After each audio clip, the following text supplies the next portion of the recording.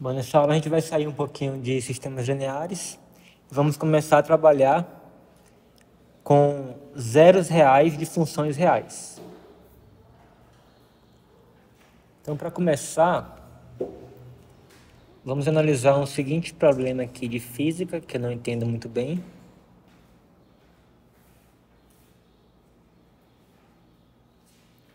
Então, eu sei que isso aí é um circuito elétrico.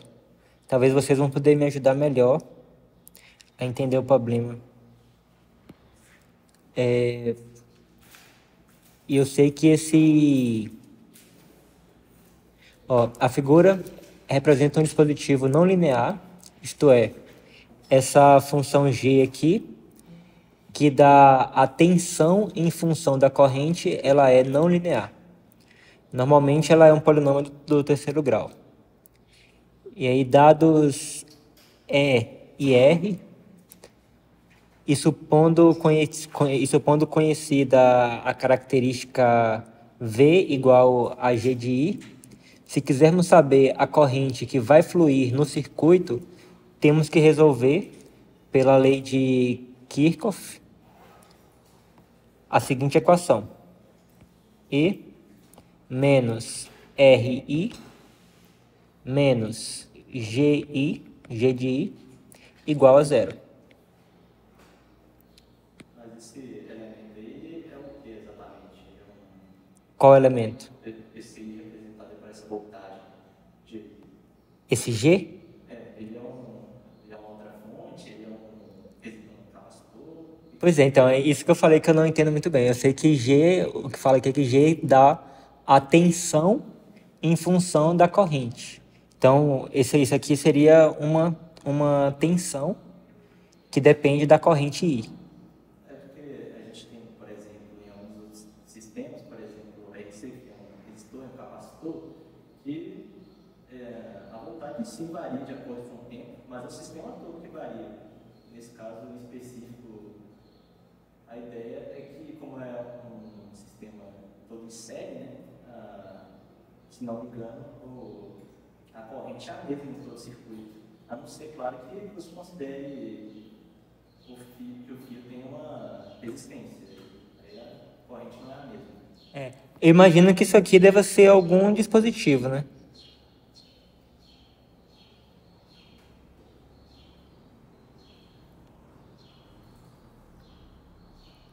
Mas assim, o nosso interesse aqui é que em vários problemas, em várias situações, você vai querer resolver equações desse tipo.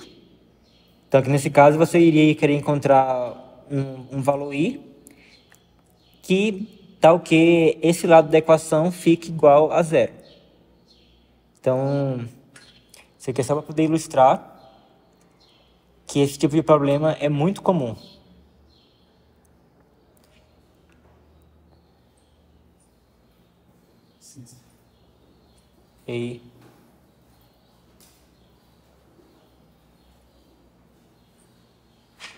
E aí, o nosso objetivo aqui nesse curso, né, nas próximas aulas, vai ser trabalhar com métodos que nos permite resolver esse tipo de equação.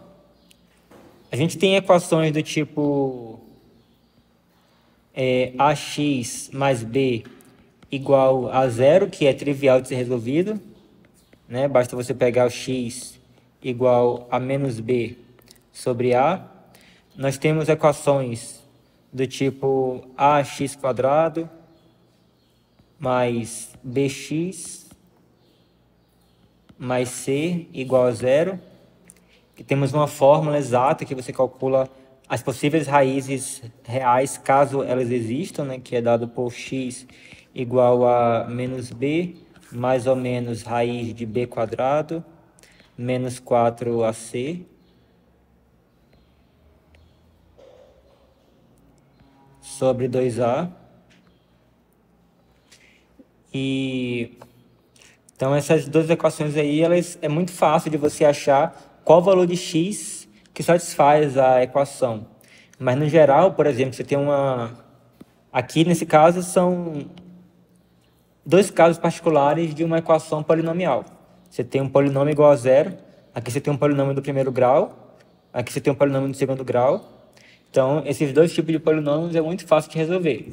Mas aí, como fala no exemplo, né, que nesse caso daqui, é comum que esse g aqui seja um polinômio do terceiro grau, de grau 3.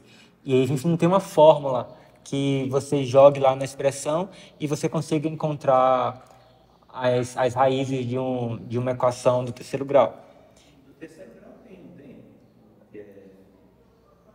É uma forma gigantesca, assim, mas... Eu sei que é bem mais complexo.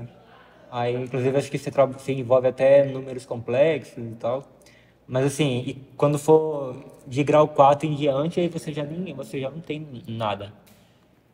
E sem contar que você tem outros tipos de funções, envolvendo exponenciais, envolvendo logaritmos, envolvendo funções trigonométricas e muitas outras coisas que, que aí as coisas se complicam mais ainda. E aí, normalmente, então assim, esses tipos de equações, você não tem nenhum método, nunca consegue calcular a raiz exata. Aí, mas você consegue calcular aproximações. Então, o objetivo, né, assim como a gente viu lá que tem um método de resolução de sistemas lineares, que você pega um vetor qualquer e aí você vai iterando ele, produzindo uma sequência de vetores, que essa sequência de vetores ela converge para a solução do sistema linear. E aí aqui a gente vai fazer algo diferente, algo parecido. A gente vai conseguir montar uma sequência de números reais que vai convergir para o que seria o zero. Mas assim, a gente consegue achar um valor, uma aproximação com tantas casas decimais quanto você queira. Mas o valor exato normalmente você não vai ter.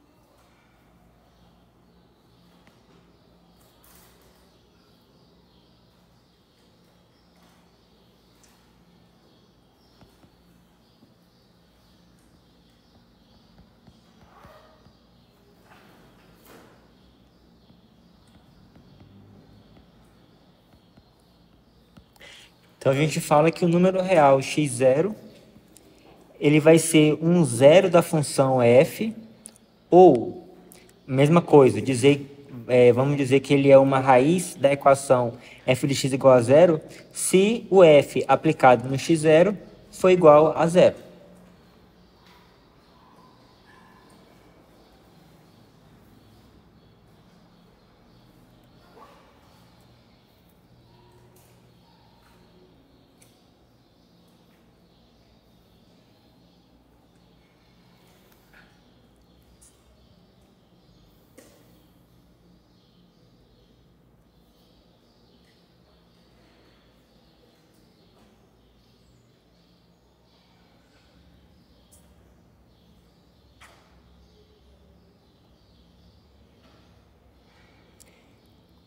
Graficamente, é um tanto fácil a gente identificar quem seria os zeros de uma função. Então, por exemplo, aqui nessa letra A, eu tenho o gráfico de uma função f de x. E aí, o que seria os zeros dessa função f? Seria simplesmente os locais onde o gráfico intersecta com o eixo x, né? Que aqui você igualando f de x igual a zero, então você quer saber o valor de x tal que o y é igual a zero. Você sabe que o y é igual a zero nessa altura daqui. Então, exatamente no momento em que o gráfico tocar o eixo x, vai ser o momento em que o y vai ser igual a zero. Então, aqui nesse caso, nessa função aqui, você tem esse número aqui, chamando de q1, ele é um zero da função, e esse outro aqui, está chamando de q2, seria um outro zero da função. Para essa outra função f de x aqui na letra B, nós temos que o gráfico ele toca o eixo x uma, duas, três vezes. Então, aqui nesse caso, nós temos 3 zeros da função. E aqui eu tenho um outro exemplo de uma função que também toca o eixo x 3 vezes, sendo que esses dois aqui, ele está atravessando, né? Assim, ele passa do positivo para o negativo, e aí ele corta aqui o eixo x, aí daqui a função passa de negativo para positivo, e aí ele toca aqui no eixo x, e esse de cá, nesse caso, ele está positivo, aí ele dá uma tocadinha e depois ele continua positivo. Então ele não chega a atravessar o eixo x, mas aqui também seria um zero da função.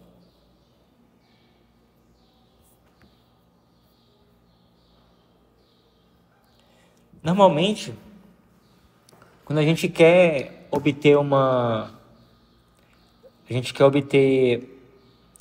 aproximação para uma raiz, a gente precisa passar por duas fases.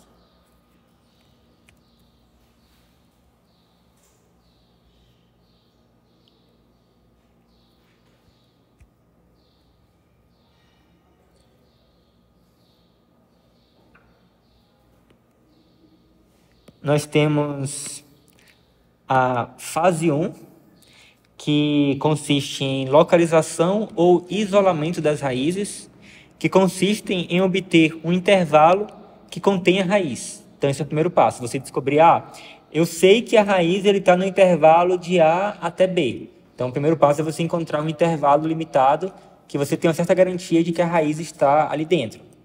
Então, isso aqui consiste na fase 1.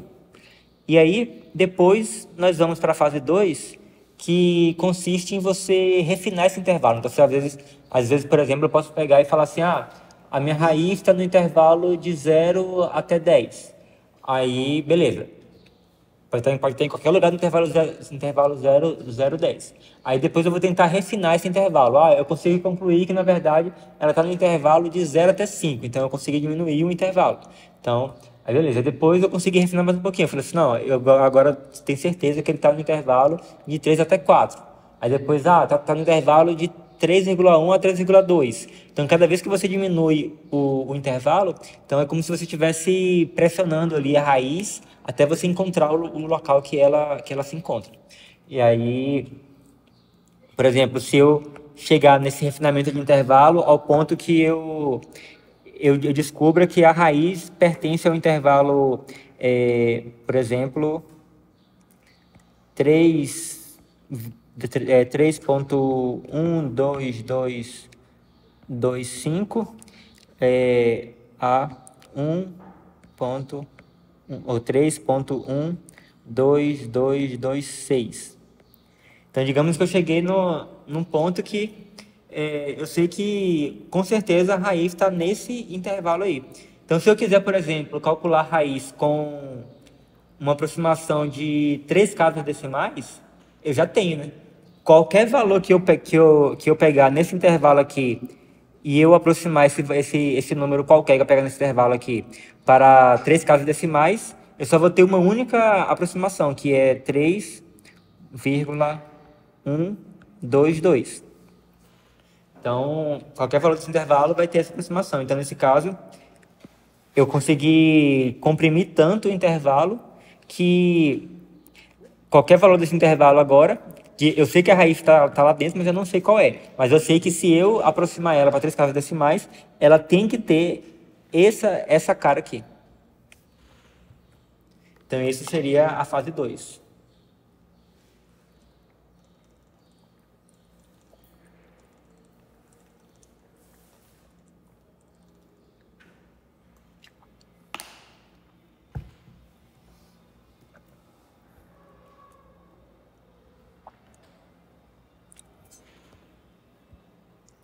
Então, vamos começar a discutir que a gente faz na fase 1? Como é que a gente consegue descobrir esses intervalos?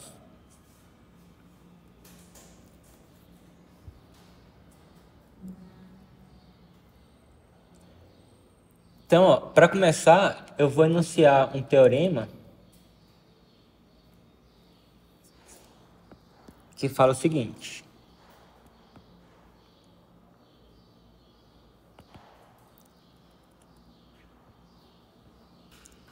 Seja f de x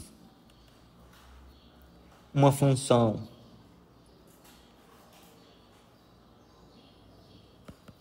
contínua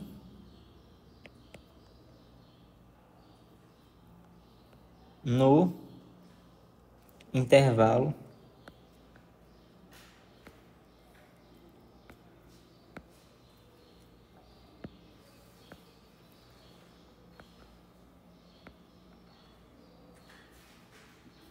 AB.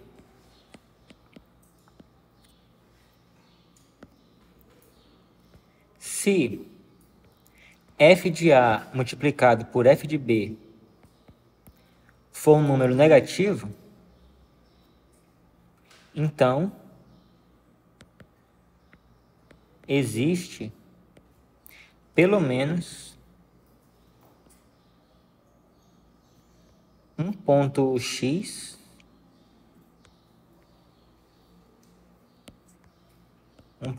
igual a, eu vou chamar aqui de x0,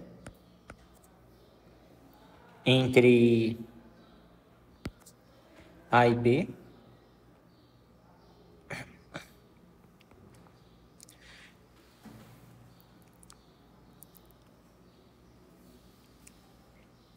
tal que f de x0 é igual a zero. Alguém consegue perceber por que isso é verdade? Porque se f de A vezes f de B é menor que zero, ou f de A ou f de B é menor que zero. Então, quer dizer que entre A e B, você tem um valor maior que zero e outro menor que zero. Ela contínua, então não importa o valor. Exatamente. Tem até um teorema do cálculo, né, que você me confunde, não sei se é teorema do ponto intermediário ou teorema do valor. Não, do valor médio que envolve a derivada. Mas tem um teorema do cálculo que fala isso, né? Que é se você tem que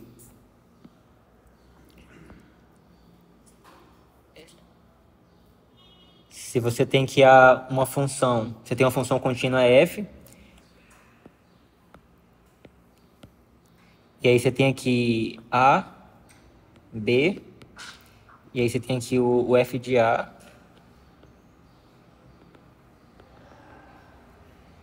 você tem o f de B,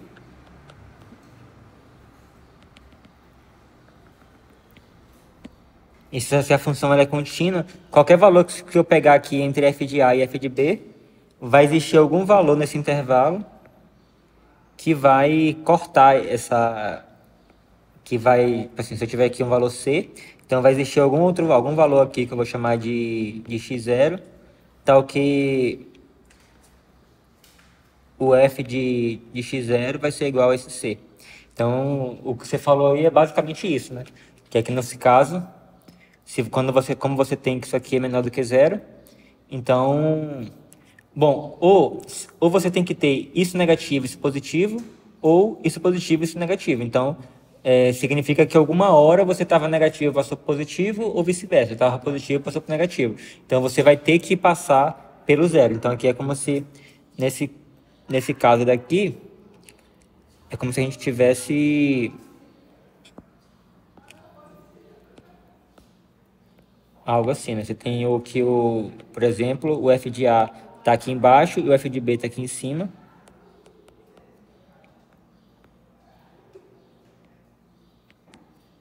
Então, você tem um ponto aqui, você tem um ponto aqui.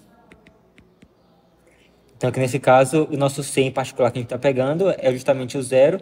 Então, se a função ela é contínua, ela vai, para poder ela conseguir sair daqui e chegar aqui, ela vai ter que cortar o eixo x. Então, nesse ponto onde ela cortar aqui, vai ser um zero da função. E ela pode cortar em um lugar ou ela pode cortar em mais de um lugar. Ela poderia, por exemplo, fazer algo desse tipo assim, ó. Então ela poderia ter várias raízes. Mas a garantia que você tem é que pelo menos uma você tem.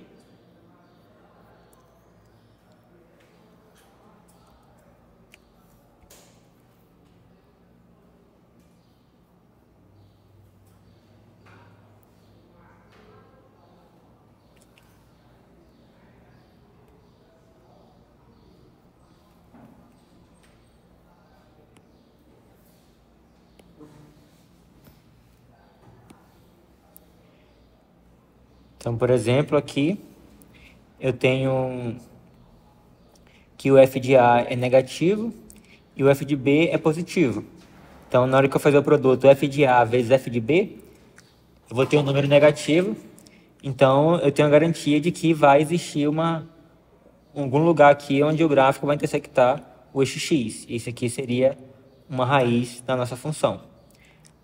Esse outro caso aqui, eu também tenho que o f de A é negativo e o f de B é positivo, então o produto do f de A com o f de B vai dar um número negativo. E aí aqui, né, o teorema nos dá a garantia de que vai ter pelo menos uma raiz, e aqui nesse caso eu tenho 3, né, que eu tenho, ele cruzou aqui, cruzou aqui, cruzou aqui.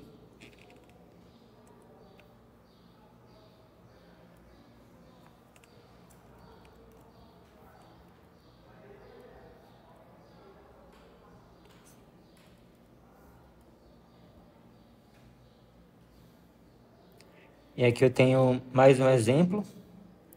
Novamente o f de A ele é negativo, o f de B ele é positivo, então eu tenho a garantia de que vai cruzar. Então ele cruzou aqui. Bom, e aqui ele também tocou, né? Mas só que observe que esse caso aqui, né, quando é um caso, por exemplo, você poderia ter, em primeiro lugar, eu poderia pegar e ter algo do tipo, se eu tivesse uma coisa assim,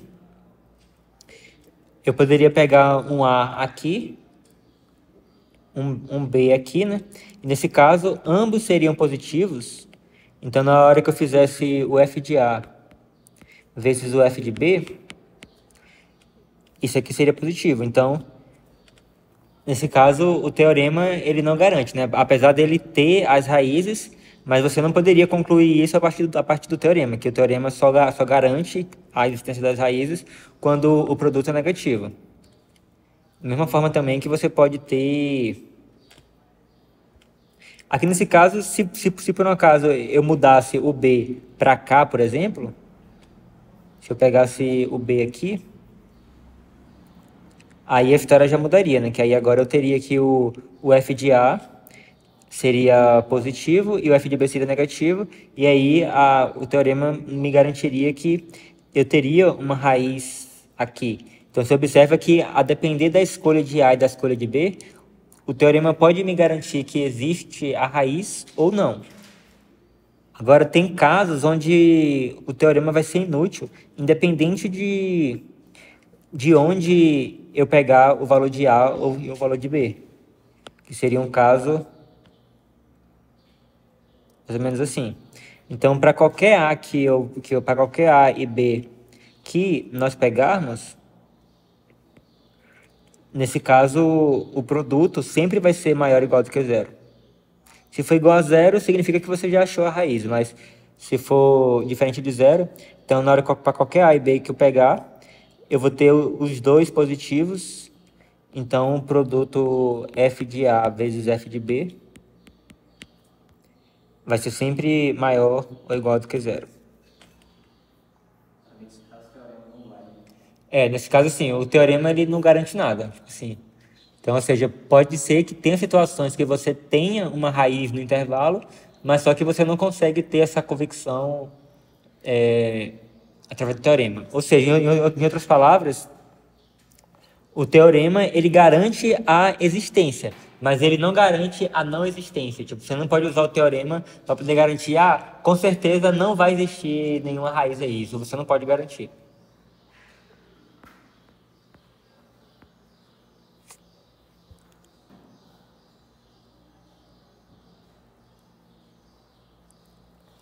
Agora, considerando esse teorema aqui, a gente poderia talvez estender ele um pouquinho para o caso das funções. Se a função f ela for diferenciável, então você tem que, então se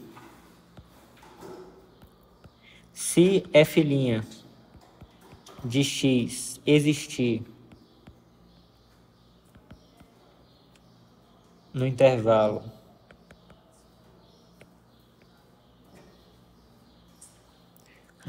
aberto AB,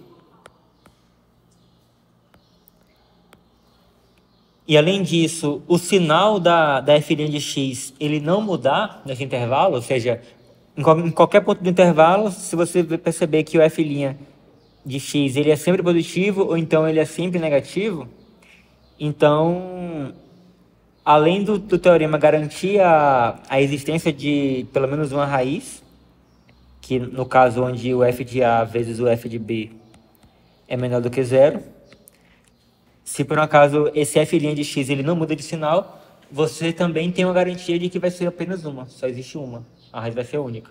Porque se o f' for sempre positivo, então quer dizer que a função ela é estritamente crescente no intervalo.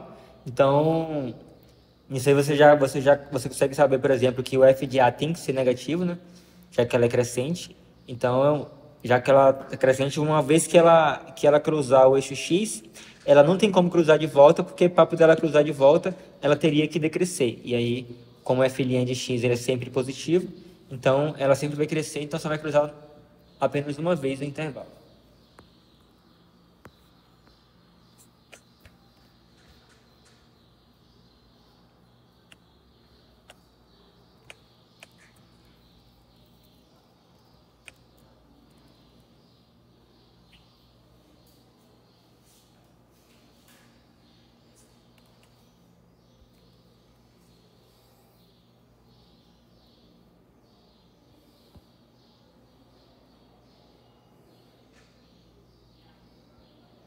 Então, por exemplo, aqui eu tenho dois casos. Nesse caso daqui, né, você observa que o f de A é negativo, o f de B é positivo. E aqui nesse caso, a derivada da função, nesse intervalo de A até B, ela é sempre positiva. Então, ela nunca muda de sinal. Então, ela não teria como descer aqui. Então, ela vai sempre subir. E isso garante que existe apenas uma única raiz nesse intervalo AB. Nesse outro exemplo aqui, nós temos que nesse intervalo de A até B, a função ela sempre é decrescente. Então, isso também garante que a existência de uma única raiz nesse intervalo AB. Vocês observam que em outras partes, em outros intervalos, você pode ter que a função, aqui nesse caso, você tem que a função ela é crescente, mas não tem problema. O que importa é dentro do intervalo AB. Então, se no intervalo AB ela for sempre decrescente ou ela for sempre crescente, então isso garante que você possui apenas uma única raiz naquele intervalo. Mas como é que a gente acha esse negócio na prática? Como é que a gente acha esses intervalos? Que a princípio eu falei que você tem um intervalo AB e você consegue garantir a existência de uma raiz ali dentro. Mas como é que a gente... Qual é o valor de A e o valor de B que você vai tomar?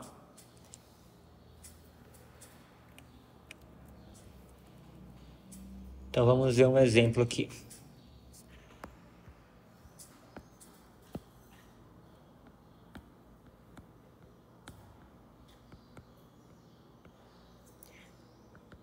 Digamos que a gente tem a função f de x igual a x ao cubo menos 9x mais 3.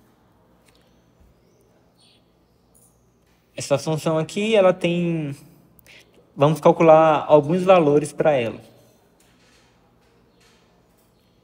Vou montar uma tabelinha aqui que eu vou colocar x e f de x.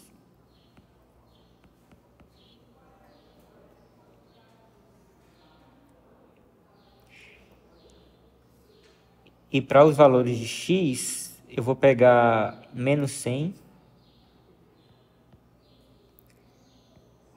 menos 10, menos 5, menos 3 menos 1, 0, 1, 2, 3, 4 e 5.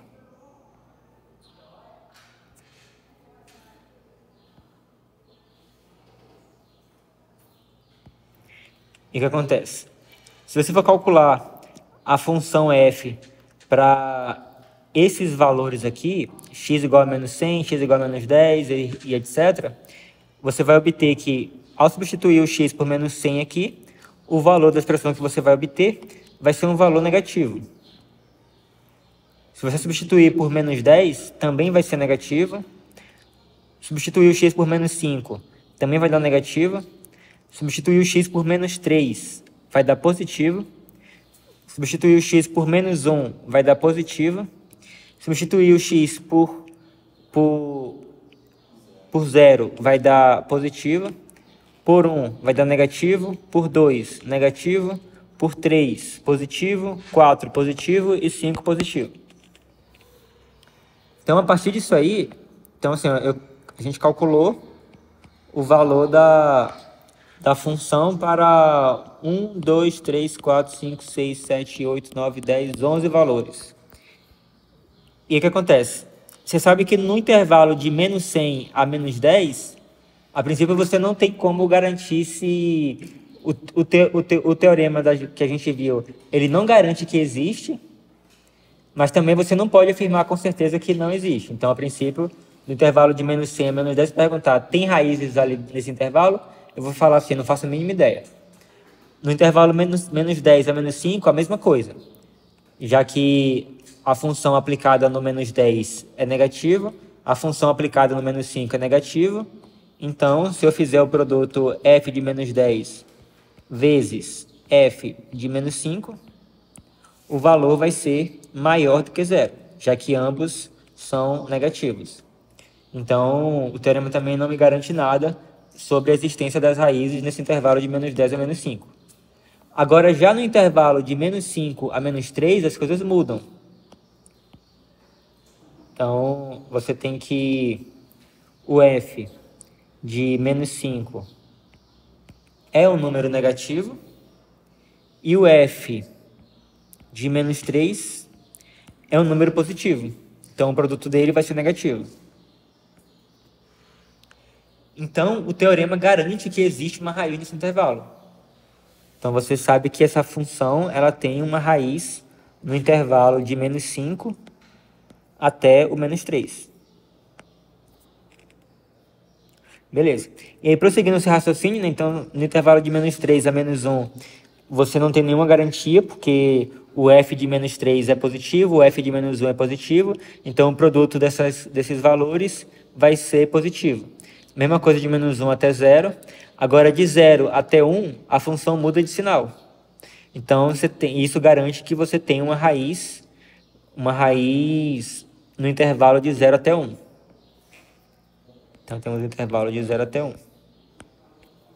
E aí você observa que, novamente, a função muda de sinal no intervalo de 2 até o 3, ó, que ela era negativa e passou a ser positiva. Então, no intervalo de 2 a 3, intervalo de 2 até 3, nós temos outra raiz. Aí, assim, agora que eu achei 3 intervalos distintos que ela possui raiz, aí eu já consigo te garantir que nos outros intervalos não tem raiz. Alguém sabe por quê? Porque se você for decompor de acordo com as raízes, você só tem 3 raízes possíveis. Tipo assim.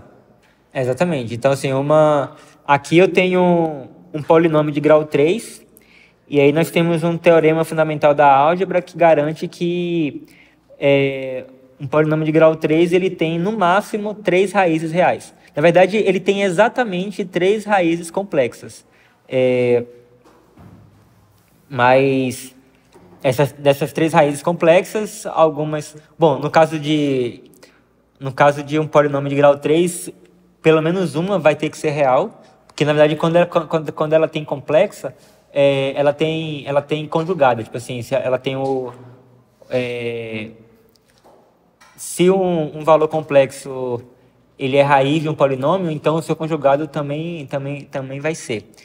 Mas, então no caso de um polinômio de grau 3, ele tem 3 raízes, então se um for complexo, o outro vai, pelo menos um outro vai ter que ser complexo também, mas aí não tem como o terceiro ser complexo, porque senão ele teria que ter uma outra também, que seria conjugado. Então, assim, então esse terceiro tem que ser real, com certeza. Mas, enfim, a questão toda é que o que a gente sabe é que esse polinômio ele tem no máximo 3 raízes e eu achei 3 intervalos distintos que eu tenho certeza que possuem raízes desse polinômio. Então, nesse caso, isso faz com que não exista nenhuma outra possibilidade de intervalos que possa conter as raízes desse polinômio. Então, eu já sei, por exemplo, que do menos 100 até o menos 5, na verdade, do menos 5 para trás, até menos infinito, eu já sei que não vai ter nenhuma raiz, assim também como do 3 para frente também eu garanto que não vai ter nenhuma raiz. Então, todas as raízes vai estar do menos 5 até o 3 aqui no máximo.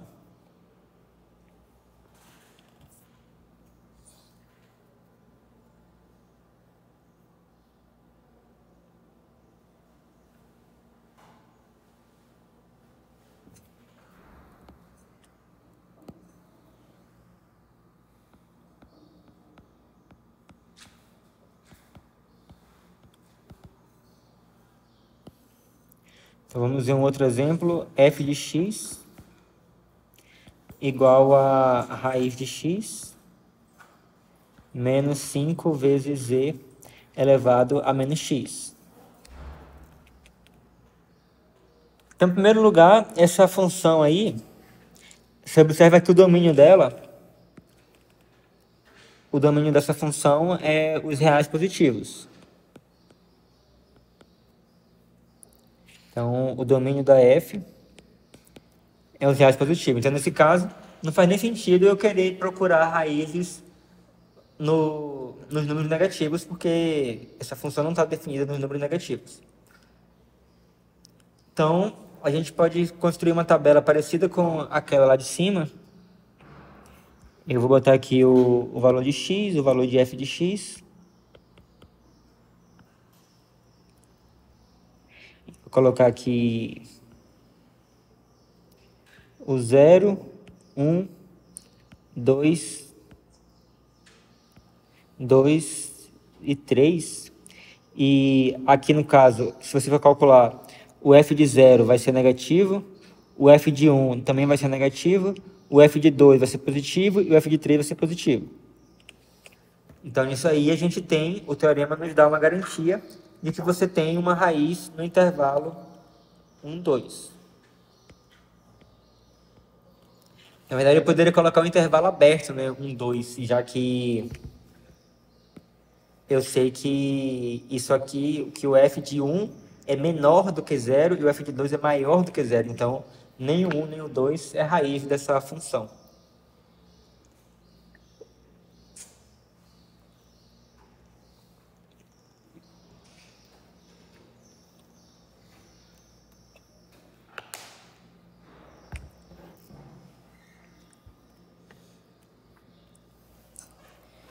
Agora, nesse caso aqui, a gente vai fazer uma análise um pouco mais profunda, calculando a derivada da função f. Então, a derivada da função f vai ser igual a derivada da raiz quadrada é 1 sobre 2 raiz de x, e a derivada de menos e elevado a menos 5e elevado a menos x mais 5e elevado a menos x, usando a regra da cadeia. E vocês observam que esse número aqui, ele pode ser negativo? Não pode, né? Porque aqui, né, eu tenho uma raiz que é sempre um número positivo, então esse aqui é sempre positivo. E aqui eu tenho um exponencial de um valor que sempre vai ser positivo, então esse aqui também nunca vai ser negativo. Então, a derivada dela é sempre maior do que zero. Então, o que que isso nos garante? Nos garante que essa função ela é estritamente crescente em todo o seu domínio. O que você conclui a partir dessa análise aqui? E a partir dessa análise aqui, a gente pode concluir o quê? Oi? Só tem uma raiz. Então, assim, você nem precisa procurar nos intervalos depois do 3 aqui, porque você vai ter sempre tudo positivo, já que você sabe que ela é sempre crescente. Então, nesse caso, essa função ela tem uma única raiz que está no intervalo de 1 até 2.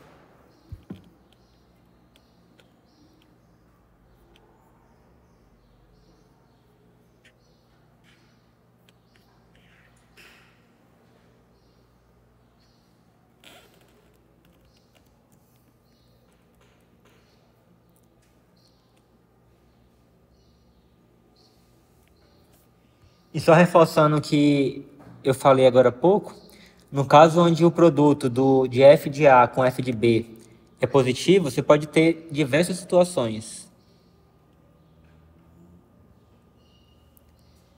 Então, por exemplo, eu posso ter uma situação desse tipo, onde você não tem nenhuma raiz no intervalo AB. Você pode ter coisas desse tipo. Então, aqui o f de A vezes o f de B é positivo, mas você tem duas raízes no intervalo AB. E também você pode ter algo desse tipo daqui, né? Você tem aqui que o f de A é positivo, f de B é positivo. Então, o produto de f de A com f de B é positivo. E aqui você tem uma única raiz, né? Que ele toca e depois sobe.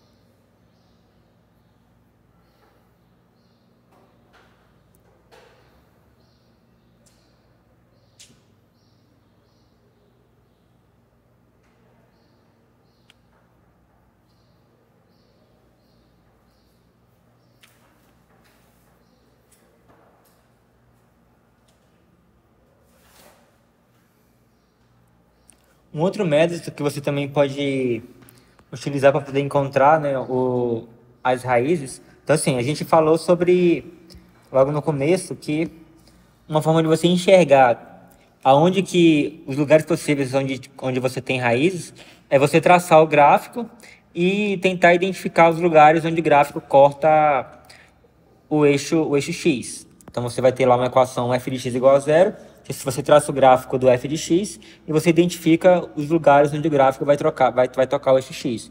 Mas também você pode ter funções, por exemplo, no caso que a gente acabou de ver aqui, f de x igual a raiz de x menos 5e elevado a menos x, ao você fazer f de x igual a zero, você vai ter o quê? Você vai ter raiz de x menos 5e elevado a menos x igual a zero. Aí você pode transformar essa equação em uma equação equivalente, passando esse menos 5 para o outro lado positivo, e aí você vai ter raiz de x igual a 5 vezes e elevado a menos x.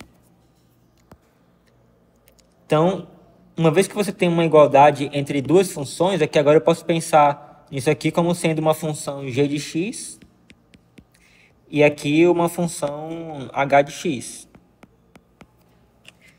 E quando você tem algo assim, então você pode traçar o gráfico das duas funções e você perceber aonde a função ela se intersectam, aonde os dois gráficos eles se intersectam. Por exemplo, nesse caso aí a gente vai ter os seguintes gráficos.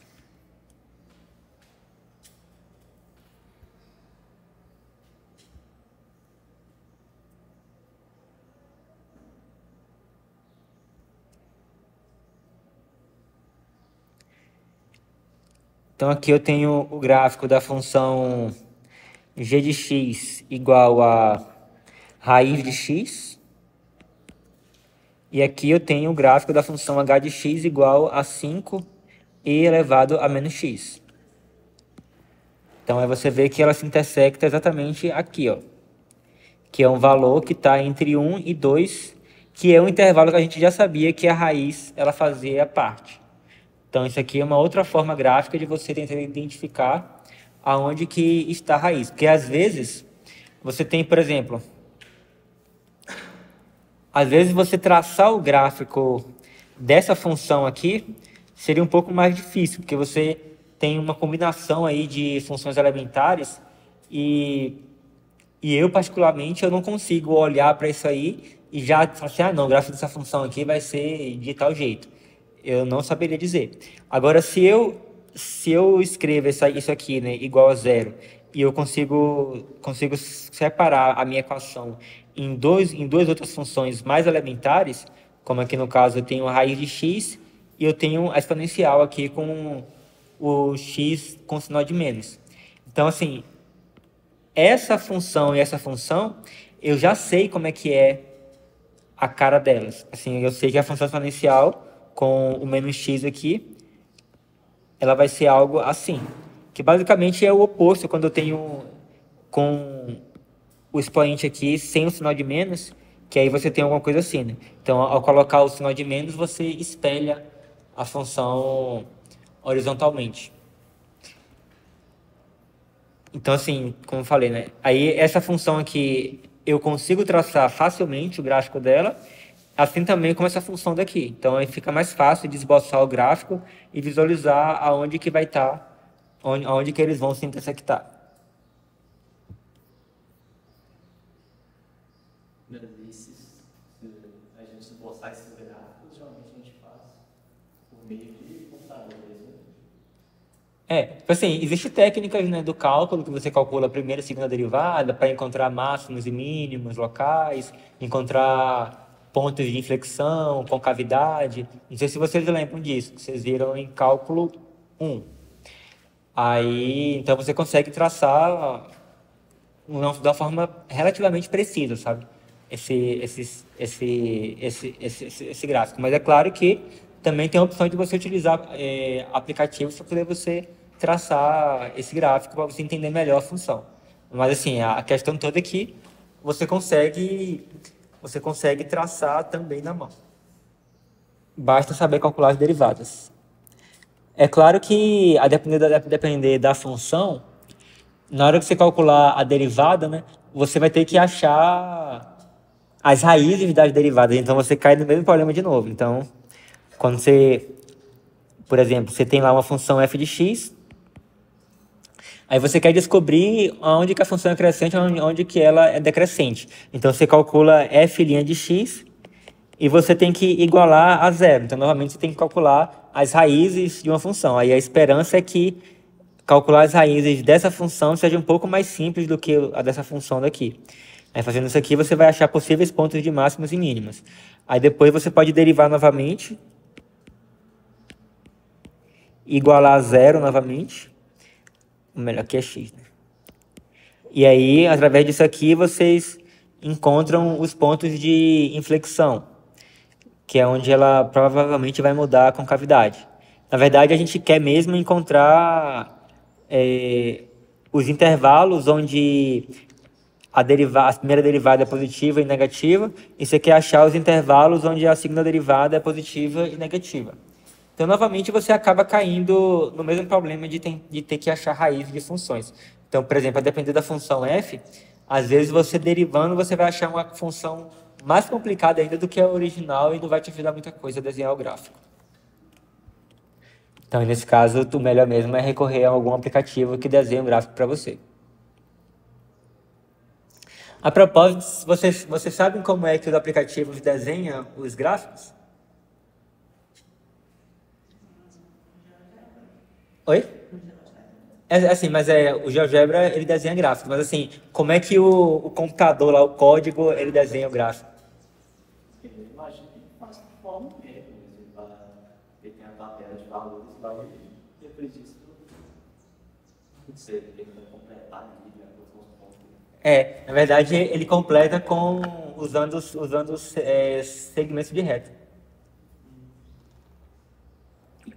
Mas acontece que, tipo assim, Então, assim, eu não sei se vocês entenderam aí o que o Arthur falou. O que o computador faz é o seguinte. Vocês sabem que, na verdade, o gráfico de uma função nada mais é do que um conjunto de pontos, né? Que aí você tem lá os pontos tão juntinho um do outro, tão colado um do outro, que você vê a linha sendo traçada. Mas aquilo ali é um conjunto de pontos que estão tudo ali juntinho um do outro, e aí você vê aquela curva contínua ali. Mas o que o computador faz? Ele pega, vamos supor, ele pega aqui um intervalo AB e ele quer traçar o gráfico nesse intervalo AB. Então, o que ele faz? Ele pega esse intervalo e divide em diversos pedacinhos. Então, ele pega diversos valores aqui nesse intervalo.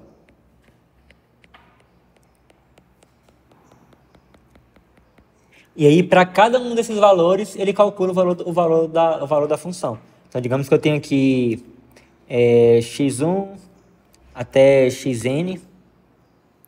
Então, ele vai calcular o f de x1, aí ele calcula o f de x2,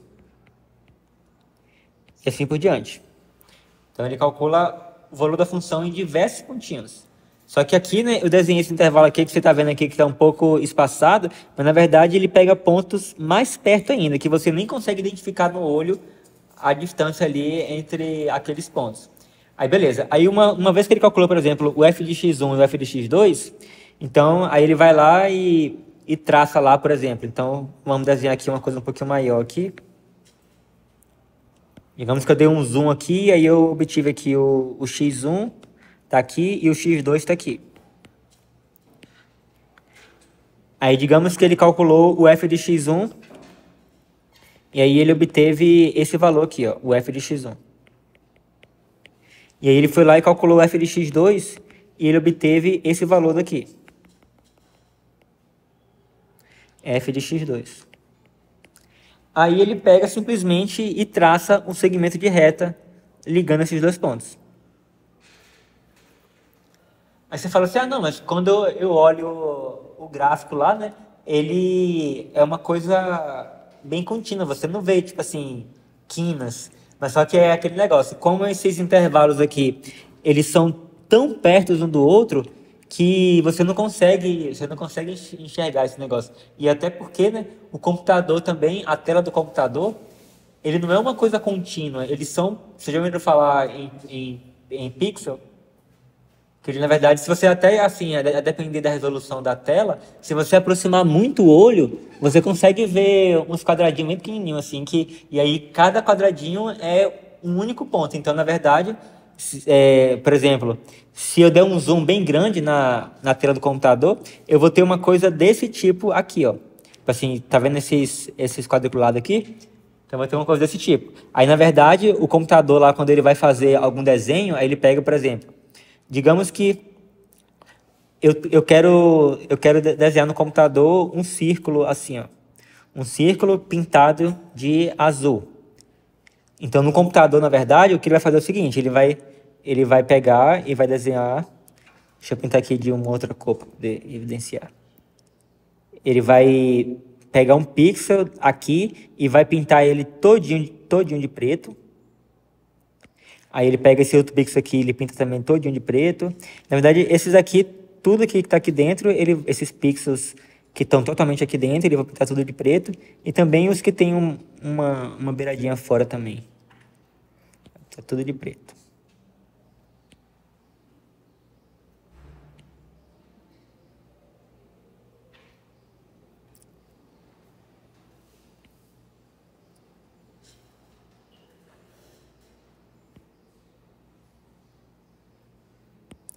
Não sei se vocês já estão enxergando aí onde que eu quero chegar.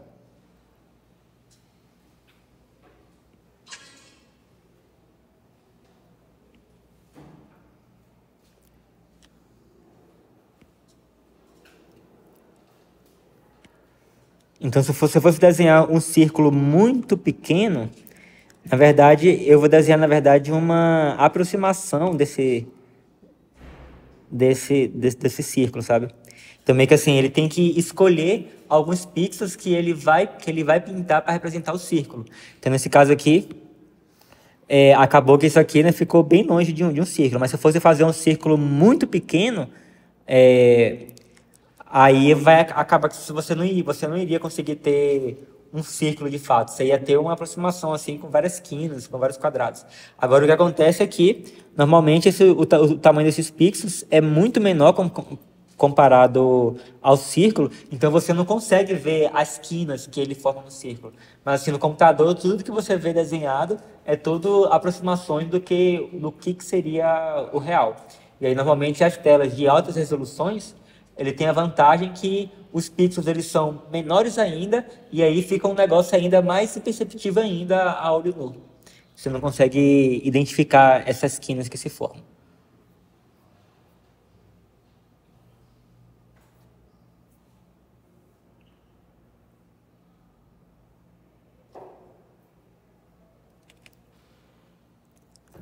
Então agora vocês já sabem como identificar os intervalos onde a função possui pelo menos uma raiz. Aí o próximo passo é a gente ir para a fase 2, que é a fase do refinamento.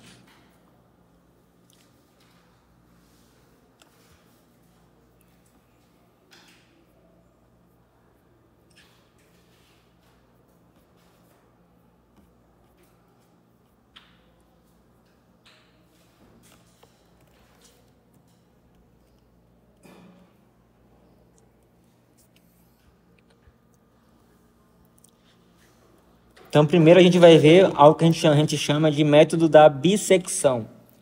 Como é que funciona esse método? Então, digamos que você já identificou lá o intervalo AB,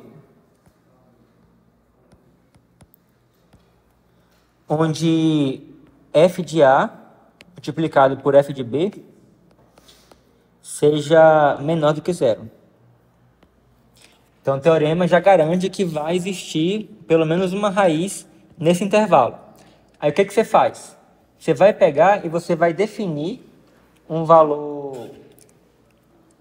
Primeiro, eu vou chamar aqui de A0 igual a A e B0 igual a B.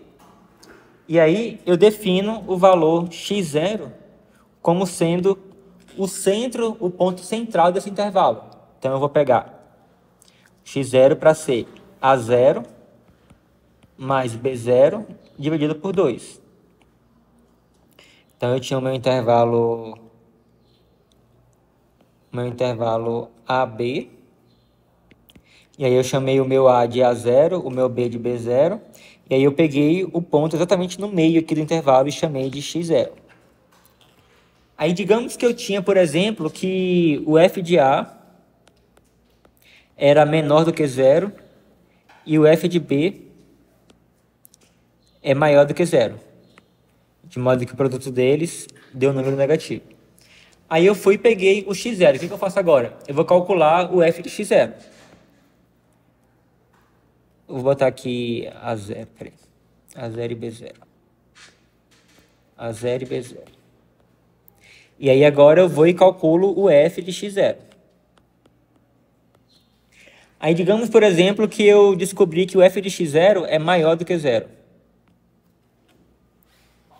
Se o f de x0 é maior do que zero, aonde que está a minha raiz? Está aqui ou está aqui?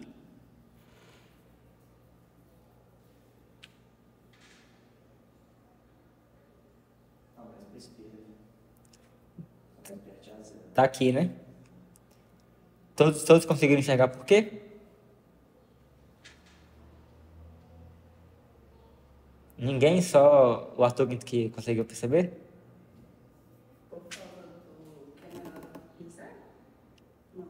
O que é menor do que zero? O A0. Tá, isso aí faz parte do raciocínio da resposta. De fato, porque isso aqui é menor do que zero e o f de x0 é maior do que zero. Porque olha só, se a gente for pegar agora esse intervalo daqui e eu for calcular o f de x0 multiplicado pelo f de b, o que vai acontecer? Isso aqui vai ser maior do que zero, certo? Que aqui eu estou supondo, assim, no exemplo hipotético, de que o f de x0 é maior do que zero.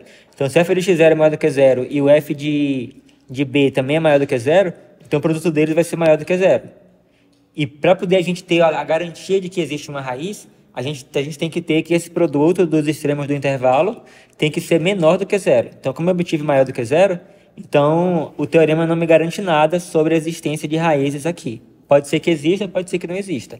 Agora, já o f de x0 multiplicado pelo f de A vai ser o quê? Maior ou menor do que zero? Menor do que zero. Então, isso aqui é menor do que zero. Então, o teorema que a gente viu garante que se esse produto daqui ele for menor do que zero e a função f ela for contínua, então você tem a garantia de que existe uma raiz no intervalo de A até x0. Então, é por isso que o Arthur deduziu corretamente de que a raiz deve estar nessa parte daqui. Porque a função no A0 aqui, ela é negativa, e a função no x0, ela é positiva. Então, se ela é negativa aqui e positiva aqui, então significa que em algum momento ela teve que passar de negativo para positivo. Então, em algum momento nesse intervalo aqui, ela teve que passar pelo zero. Então, nesse caso, nessa situação hipotética aqui, eu vou definir agora A1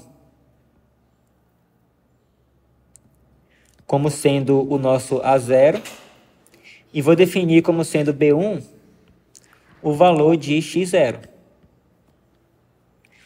Agora eu tenho um intervalo A1 e o intervalo B1. E aí eu vou definir como sendo x1 a média entre esses dois valores. Então vai ser o ponto central aqui desse intervalo. Então isso aqui vai ser igual a A1 mais B1 dividido por 2. Então eu vou ter o x1 mais ou menos por aqui. E aí agora, bom, eu já sei que o f de A1, que é a mesma coisa do f de A0, né, já que A1 é igual a zero, é negativo. E eu já sei que o f de B1, que é o f de x0, é positivo.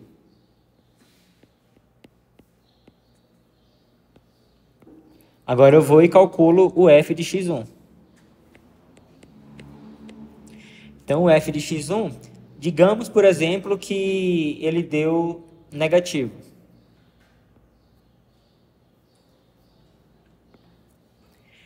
Então, nesse caso, a minha raiz vai estar na parte esquerda ou na parte direita?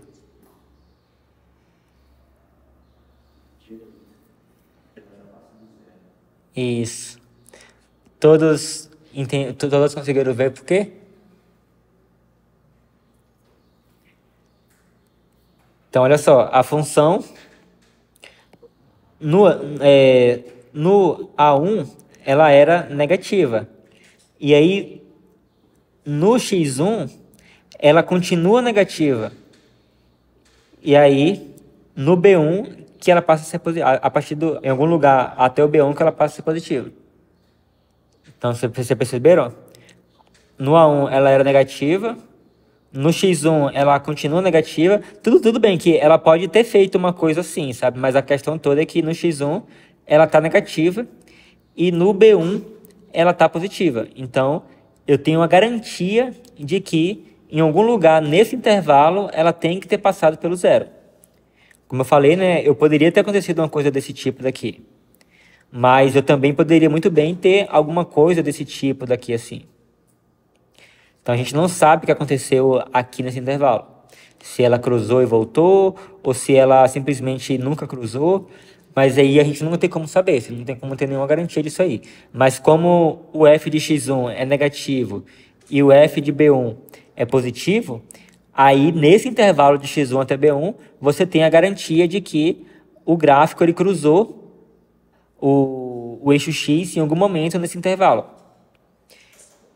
Então, A gente tem que a gente tem pelo menos uma raiz nesse intervalo daqui. E aí a gente pega agora e define como sendo A2 igual a...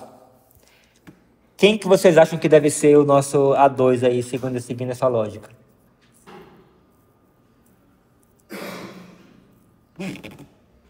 Oi? O X1, né? O A2 tem que ser o X1. E o B2 vai ser o B1, exatamente. E aí agora definimos o X2 como sendo a média desses dois valores. Então a gente vai pegar agora um X2 aqui nesse intervalo aqui. Então vai ser A2 mais B2 sobre 2. E vocês perceberam que o que nós estamos fazendo nós estamos confinando a raiz em um intervalo cada vez menor. E esse intervalo, comprimento desse intervalo vai quebrando no meio a cada iteração que você faz. Então, ou seja, o tamanho do intervalo ele vai decrescer numa velocidade exponencial. Então, você vai chegar numa precisão desejada muito rápido. Cada vez que você der um passo nessa interação que eu estou fazendo aqui, você vai diminuir o tamanho do intervalo pela metade. E aí vai chegar em algum momento que a gente vai estar no intervalo que nem a gente falou aqui no começo da aula. No intervalo desse tipo, por exemplo, sabe? Então você vai quebrando o intervalo em 2, em 2, em 2, e aí vai chegar uma hora que você vai estar no intervalo desse tamanho aqui, e aí você vai ter uma garantia de que tem uma raiz nesse intervalo, e aí você pode pegar, por exemplo, esse valor aqui como sendo a aproximação da sua raiz. Então o que você vai fazer na prática, você vai ter que ter um... Oi? Exatamente, um erro. A gente vai ter um erro que a gente quer estar disposto a aceitar.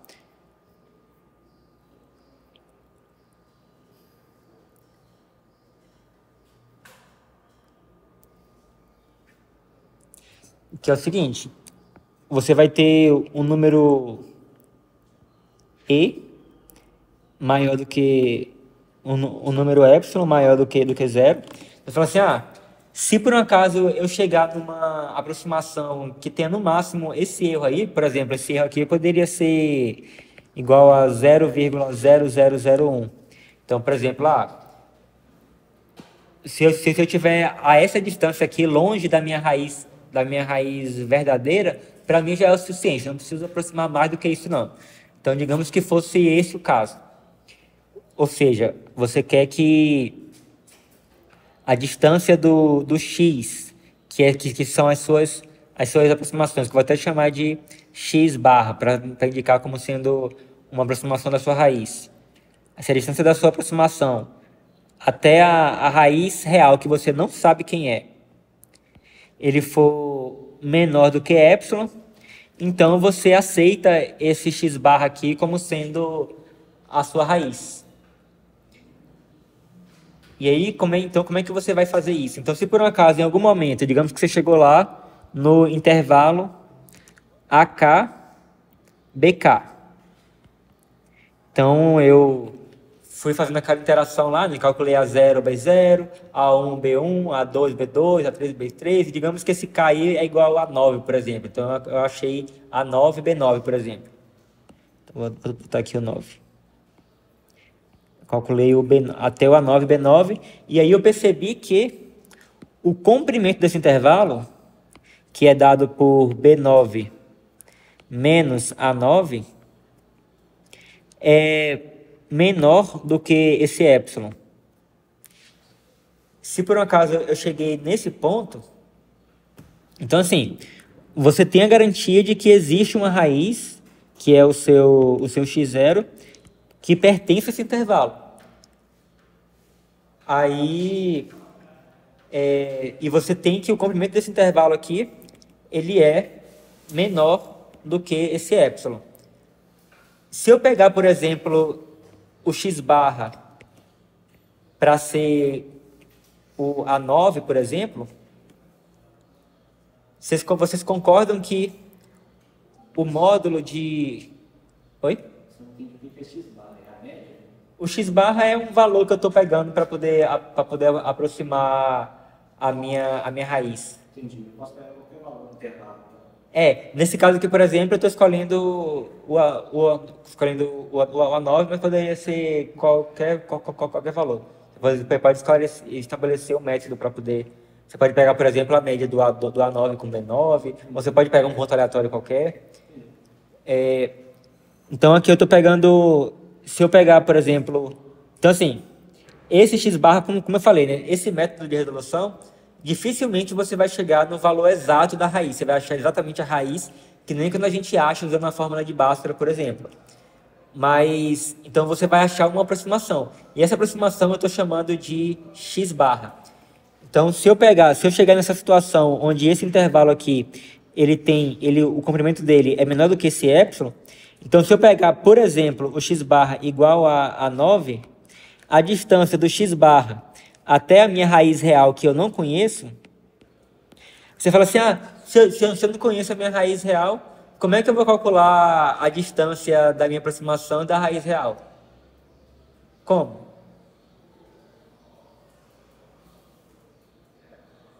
Alguém sabe?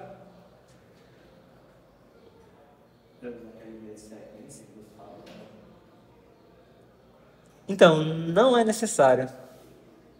Na verdade, você só quer que essa distância seja menor do que epsilon, né? Então, apesar da gente não conhecer o valor de x0, mas você tem como garantir isso aqui, não tem? Você sabe que o x0 pertence a esse intervalo.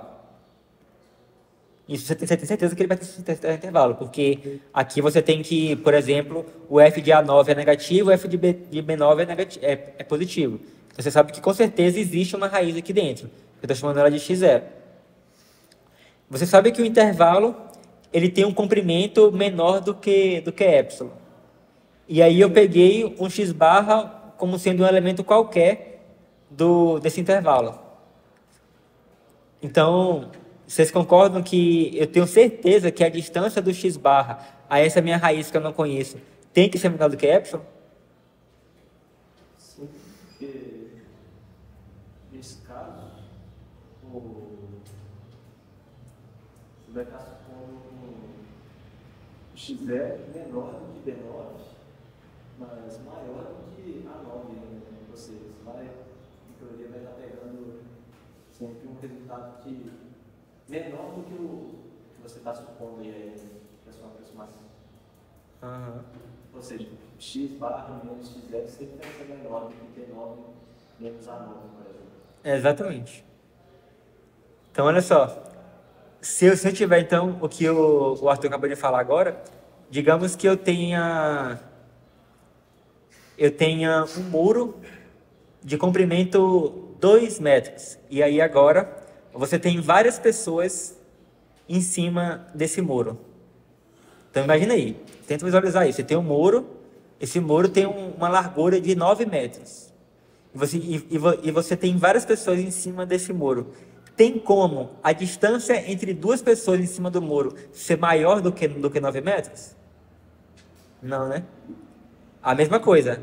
Aqui nesse caso, eu sei que eu tenho um muro, que é esse intervalo aqui, e eu sei que o comprimento desse intervalo, ou seja, o comprimento desse muro é menor do que esse valor daqui. E aí eu sei que o x0 está em cima desse muro. E eu estou pegando um x barra para ser também um elemento que tá em cima desse muro. Então, a distância do x barra até o x0, como ambos estão em cima do muro, a distância entre eles não tem como ser maior do que o comprimento do muro. E eu sei que o comprimento do muro é menor do que epsilon. Então, a distância entre eles vai ser menor do que esse epsilon. Na verdade, para ser mais preciso, né, o que eu teria que essa distância aqui entre eles é menor do que o comprimento do muro, que é B9 menos A9, que por sua vez a gente tem aqui em cima, né, que é menor do que epsilon. Então, se por um acaso, então eu vou fazer a minha interação até o momento em que o comprimento do intervalo, que vai ser BK menos AK,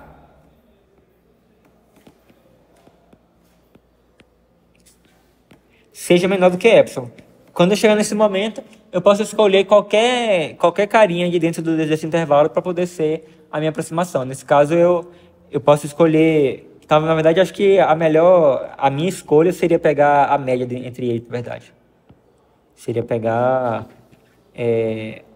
A9 mais B9 sobre 2, que seria o ponto intermediário.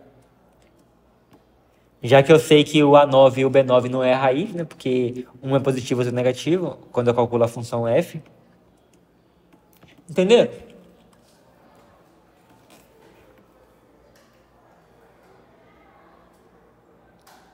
Então, esse é um dos critérios de parada que eu posso utilizar. Então, você percebe que isso aqui ele é um algoritmo, né, que eu começo...